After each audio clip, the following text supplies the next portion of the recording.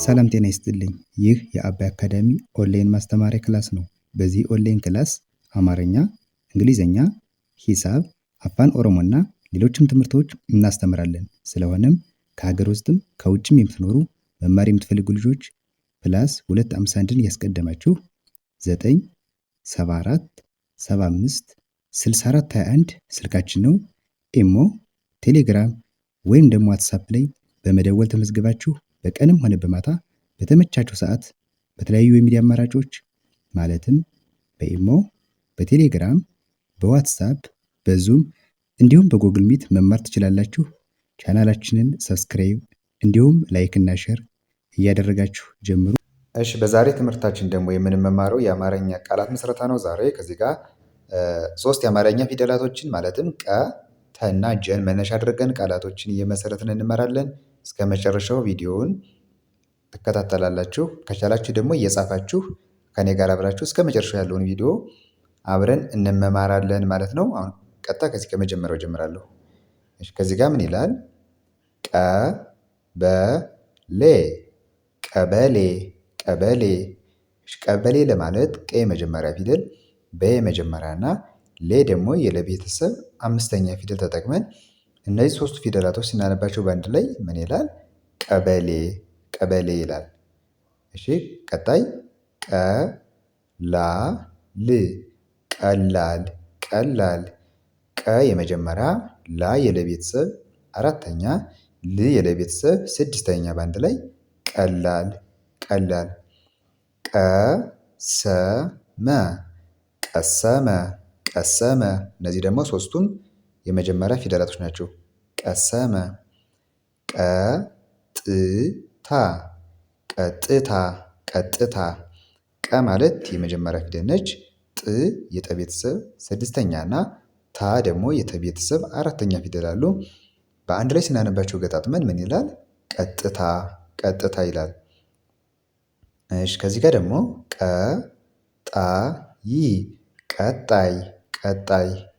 ቀ የመጀመሪያ፣ ጣ የጠ ቤተሰብ አራተኛ፣ ይህ ደግሞ የቤተሰብ ስድስተኛ በአንድ ላይ ቀጣይ ይላል።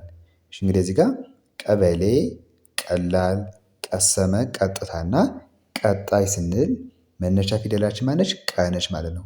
እንደምታዩዋቸው ሁሉም ቦታ ላይ ቀ ፊደልን መነሻ ያደረግን ቃላቶችን መስርተናል ማለት ነው። ወደ ሁለተኛው ስንመጣች ደግሞ ማነች? ተ ፊደል ነች። ተ። አሁን ደግሞ ከዚህ ጋር በተ የተመሰረቱ ቃላቶችን እያንዳንዳቸውን እናነባለን።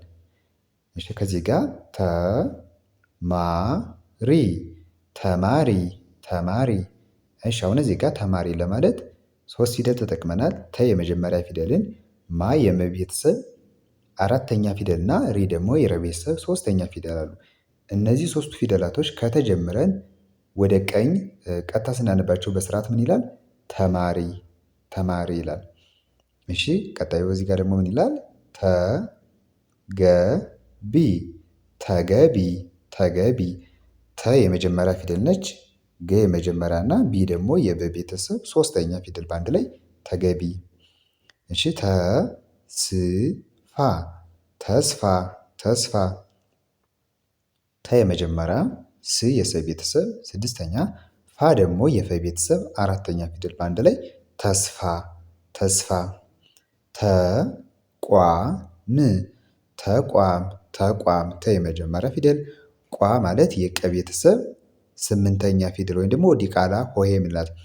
ቀ ማለት እዚህ ጋር እንዳሳያችሁ መጀመሪያ ላይ ቃል የመሰረትንበት ነው። ይህች የቀ ቤተሰብ ስምንተኛ ይች ቋ ትባላለች። ከዚያ ም ማለት ደግሞ የመ ቤተሰብ ስድስተኛ በአንድ ላይ ስናነባቸው ተቋም ተቋም። እሺ፣ ቀጣይ ከዚህ ጋር ደግሞ ተጠቃሚ ተጠቃሚ ተጠቃሚ።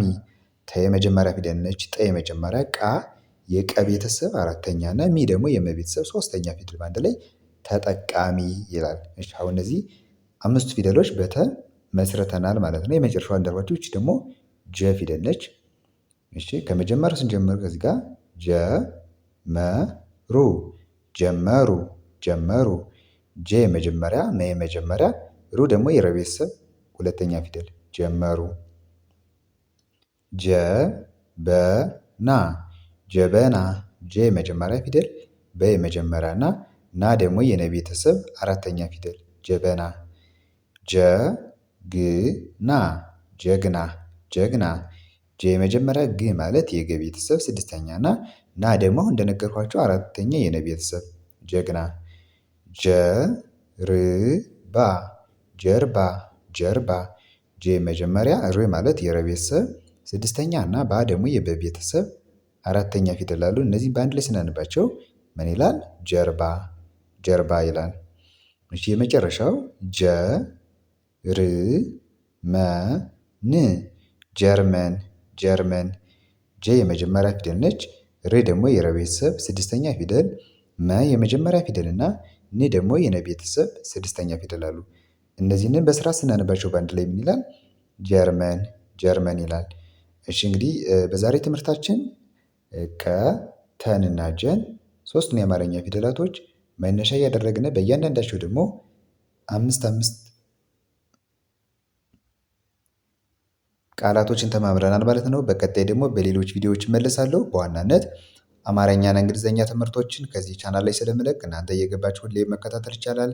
ከፊደላት ጀምሮ ከሀ ጀምሬ እስከ ንባብ ድረስ እንዲሁም ደግሞ እንግሊዘኛም ከኤቢሲዲ ጀምሬ እስከ ንባብ ድረስ ስለምታገኙ የምትፈልጉትን እየገባችሁ መከታተል ይቻላል። ቀጣይ በሌላ ትምህርት እስከምመለስ በያላችሁበት ሰላም ሁኑ። ባይ ባይ